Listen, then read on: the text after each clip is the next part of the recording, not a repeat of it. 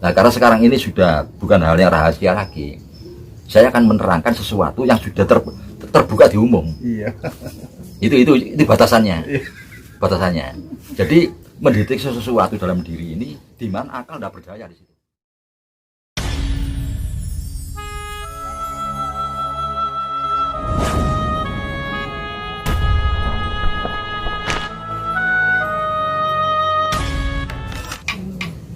Oke, assalamualaikum warahmatullahi wabarakatuh.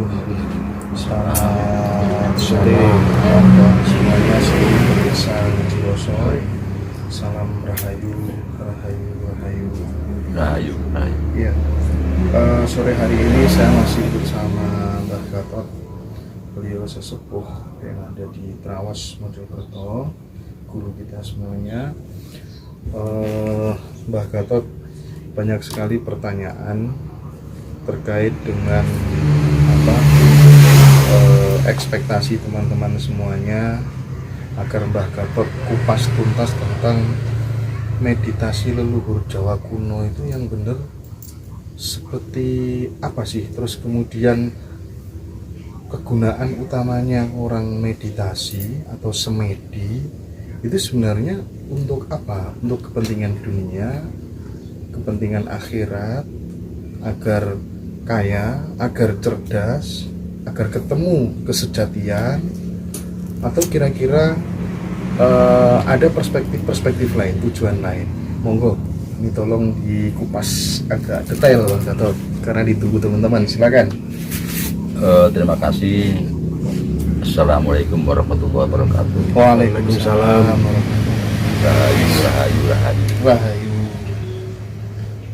Pada episode yang lalu saya akan sempat menerangkan tentang penanggungan dan lembah hilir Desa Brantas yang ujungnya adalah pembentukan satu kerajaan oleh Erlangga mengganti nama Medang menjadi Kahuripan. Nah, kata-kata Kahuripan itu sangat berkali-kali disebut di dalam prasasti Kamalagian, atau disebut juga, yang oleh sejarawan juga disebut prasasti Klagen. Ini memang satu hal yang sangat menarik. Kenapa saya sering mengingatkan kepada semuanya bahwa betapa tinggi dari nilai prasasti Kamalagian itu luar biasa. Jadi Eman kalau terlantar kurang perhatian itu sangat disayangkan sekali. Nyun sewu, ini merupakan satu kebodohan bagi kita semua kalau prasasti semacam Kamalagian itu kita abaikan. Pertama, karena menurut keyakinan saya Erlangga dengan informasi dari prasasti Kamalagian itu tidak sekedar membangun kerajaan, tapi sudah memulai memasang bibit tentang pembentukan bangsa dan negara. Itu begitu menurut keyakinan saya dari isi prasasti itu. Kata-kata Kahuripan itu bukan kata-kata yang bagi orang Jawa ya, bukan kata sembarangan. Jadi sudah dipikirkan masa-masa tentang nama Kahuripan itu, karena dari akar kata boleh diberi awalan ke akhiran an menjadi Kahuripan. Ini tidak gampang, artinya tidak kalau apalagi zaman lampau ya, orang tiap memberikan nama apapun itu perlu dengan pertimbangan, sehingga nama Kahuripan ini luar biasa. Tidak hanya Erlangga, tidak hanya sekedar membentuk kerajaan, tapi juga mulai memasang bibit-bibit untuk membangun bangsa dan negara, juga mulai menanamkan peradaban, di mana peradaban Medang itu sudah tergilas oleh sesuatu yang kita tidak tahu, sehingga timbullah istilah Pralewakung itu, dan akhirnya Empu Sendok eksodus ke timur. Empu Sendok pun belum sampai ke tingkat penanaman pengertian yang mendalam. Baru Erlangga itu mulai mematok suatu tonggak sejarah yang luar biasa, sampai secara lahiriah juga, dan secara pandangan batiniahnya dengan nama Kahuripan gitu. Nah, ini dari akar kata huruf tadi. Jadi persis pertanyaannya tentang meditasi tadi. Kalau masa-masa yang lalu itu kita mengenal kata-kata semedi. Semedi. Kalau itu bahasa Jawa. Kalau meditasi itu rupanya sudah masa-masa bahasa Sanskrit yang banyak dipakai oleh pada zaman lampau, meditasi. Tapi sekarang ini akhirnya menjadi suatu pemahaman yang berbeda antara meditasi dengan semedi. Nah, ini dalam dialog, dalam setiap pertemuan, setiap kita ngobrol tentang meditasi dan semedi, itu sering tidak ketemu. Sering tidak ketemu, sehingga akhirnya dari para bini sepuh Jawa itu memisahkan antara pengertian semedi dengan meditasi, tapi menjadi terpisah, menjadi berbeda. Karena sering diketemukan, ternyata tidak ketemu di sini. Sehingga kalau pertanyaannya bagaimana meditasi dari pandangan masyarakat Jawa, ini lebih kami tarik kepada semedi. Semedi. Nah, pertama kalau kita ingin memahami tentang semedi atau bolehlah dikatakan juga meditasi, itu kita harus paham tentang perbedaan meditasi dengan bukan meditasi. Apa itu, Pak?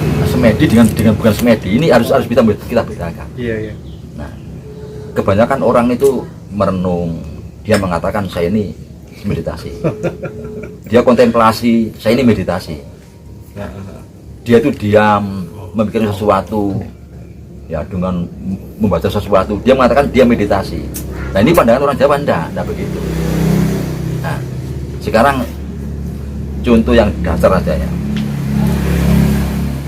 Kalau selain meditasi, selain semedi, itu diawali dengan permohonan, diawali dengan kemauan dilambari dengan permohonan, dengan kehendak, dengan karma.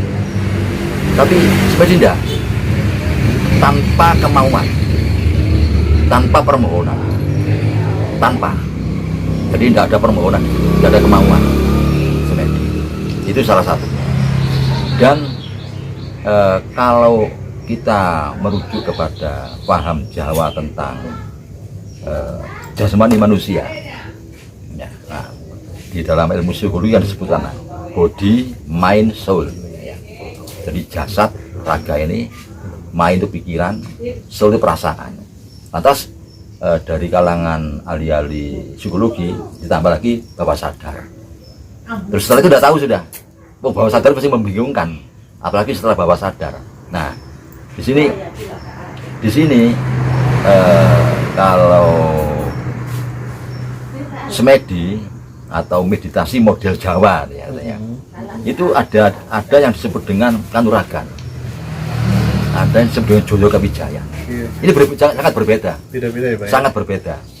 Nah, orang bisa sesuatu, bisa meramal orang, bisa menyembuhkan orang. Ini bukan meditasi, bukan semedi, ini kontemplasi. Ini masuk dalam ranah Joyo Kawijaya. Kalau kanuragan, ini kekuatan. Nah, singkatnya begini, manusia ini kalau menurut pandangan ilmuwan, kan tubuhnya atau jasmaninya kan dari 4 unsur ini kan, tanah, air, udara, dan panas. Ini memang bahan bakunya, dan setiap unsur ini kan punya apa, elemen, punya unsur, punya materi. Nah, ada sekian elemen atau unsur di dalam tanah, udara, air, dan panas. Api. Ya, ada semacam apa ya, energi, elemen, unsur.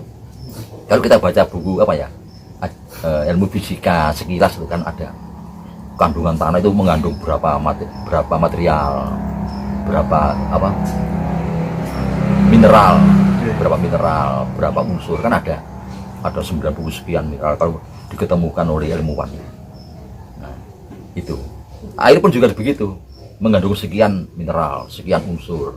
Udara pun juga begitu. Ya. Nah, sehingga kita manusia ini tubuhnya juga ada unsur-unsur itu. Ada sekian unsur itu. Yang katanya ada yang mengatakan 90 berapa, ada yang mengatakan 100 lebih. Nah, ada yang mengatakan 144.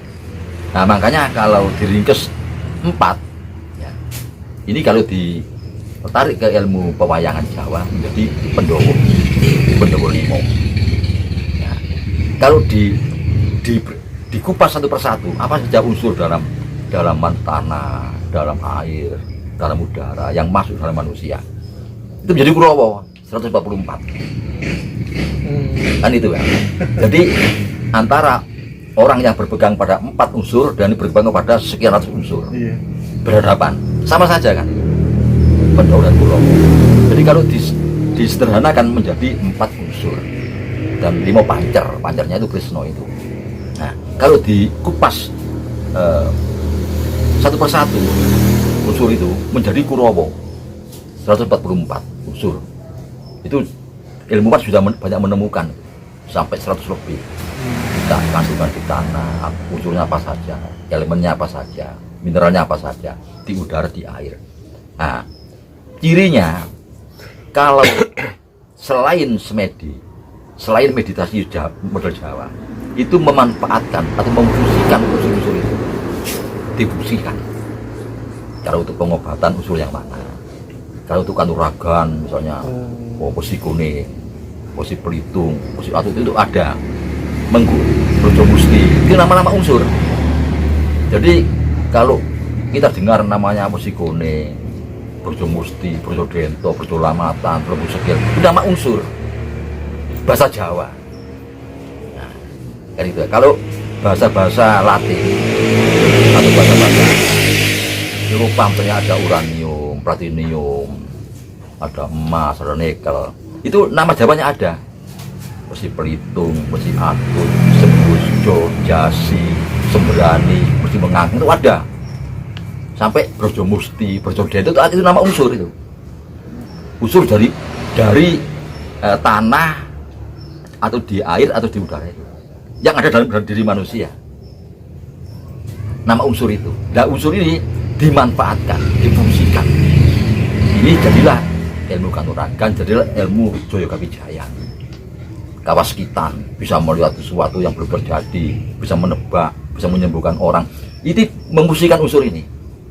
Tapi kalau sudah bicara masalah meditasi semedi, enggak. Unsur itu jadikan satu, terus bersama-sama menghadap Yang Maha Kuasa.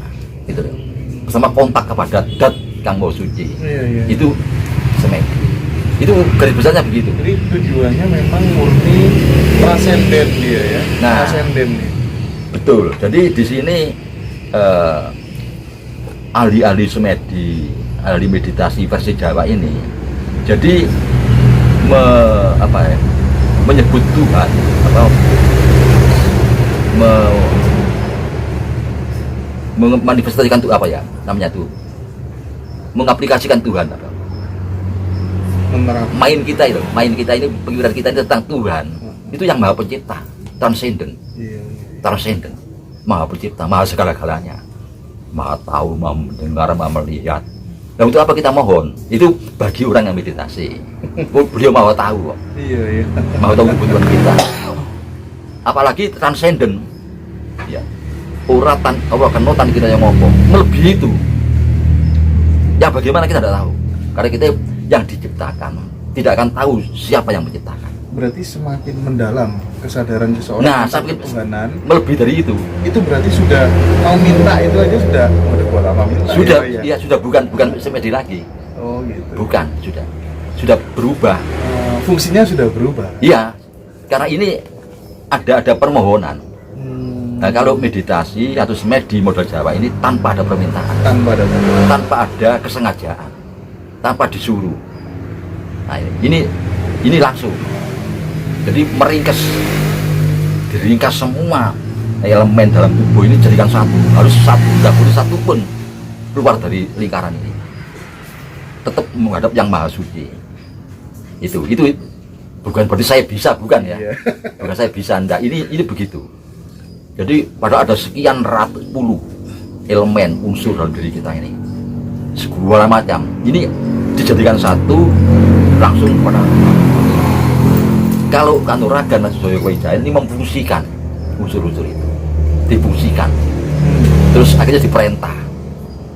Nah oleh karena itu, kalau sudah menyangkut Kanuragan Joyo Wijaya, ini kita justru yang kita kontak itu di bawah kita, di unsur-unsur di bawah kita. Tapi yang tertinggi itu kita akal. Akal ya Pak? Akal tertinggi itu akal kita. Manusia itu andalanya akal, otak, dan disertai dilempari dengan perasaan. Itu tertinggi. Dan itu yang diperintah itu di bawah kita, berarti unsur di bawah kita, di bawahnya akal. Karena yang perintah itu akal. Nah tapi kalau sudah meditasi itu semedi, justru yang kita jangkau itu di atasnya, sehingga kita tidak tahu. Kita tidak akan tahu yang kita jangkau, tapi kita tetap melaksanakan. Itu semedi. Jadi versinya orang leluhur Jawa kuno dulu, semedi itu wujud pengabdian, wujud rasa syukur, Nah. mengakui keagungan Tuhan. Nah, itu bisa dikatakan seperti itu. Jadi bentuk yang pas tentang syukur itu, tentang ampunan, mohon ampunan itu semedi, meditasi itu. Nah, karena apa? Karena kita mengarah pada sesuatu kita tidak tahu. Karena yang di atas kita, ya. Jadi kalau kita katakan unsur di atas kita tidak tahu. Akal tidak menjangkau, tapi akal bisa mengira-ngira. Jadi mendeteksi diri sendiri. Jadi kita deteksi apa di dalam diri kita ini. Sampai ketemu sesuatu yang kita tidak bisa mendeteksi. Nah kalau ilmuwan menerangkan, kita tangan mengambil barang, perintah otak. Kan gitu ya. Kita melangkah, perintah otak. Apapun perintah otak. Sampai kita merasakan betul adanya sesuatu yang bukan perintah otak. Bukan perintah otak. Perintah jantung. Oh. Nah, ini siapa ini? Nah, itu saja sebetulnya. Kan sederhana. Nah, karena sekarang ini sudah bukan hal yang rahasia lagi. Saya akan menerangkan sesuatu yang sudah terbuka di umum. Iya. Itu batasannya. Iya. Batasannya. Jadi mendeteksi sesuatu dalam diri ini di mana akal tidak berdaya di situ. Ya, ini detak jantung. Detak jantung. Iya. Sehingga loh, ini siapa yang mengendalikan?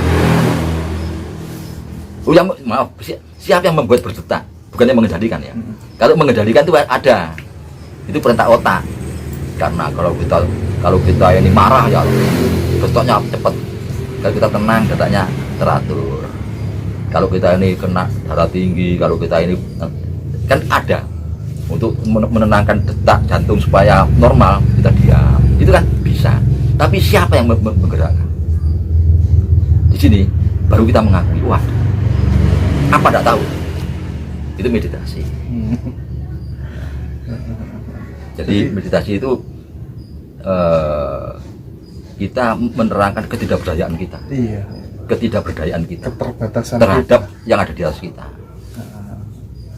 Wujud pengakuan kita kepada Sang Maha Tunggal, gitu Iya. ya Pak ya. Nah, itu pun bukan pengakuan yang jelas. Kita hanya mengakui adanya itu saja. Paham ya? Kita hanya mengakui adanya itu saja. Tapi tentang adanya zat yang maha sonor, urusan beliau. Bukan urusan akal. Akal yang menjangkau. Urusan beliau. Urusan dari yang kita deteksi awal. Ini. Jadi andai kata kita melangkah sudah 1000 langkah, kita hanya mendeteksi tentang langkah terakhir. Kita sudah 1000 langkah. Iya. Langkah 99 ini yang kita deteksi. Kan gitu aja. Nanti ini berikutnya urusan langkah ini sampai langkah pertama. Tapi kita tidak tahu bahwa kita ini sebelum melangkah diam. Kita tidak tahu. Kita tidak tahu. Urusan langkah pertama itu bukan urusan langkah yang terakhir. Itu pengertian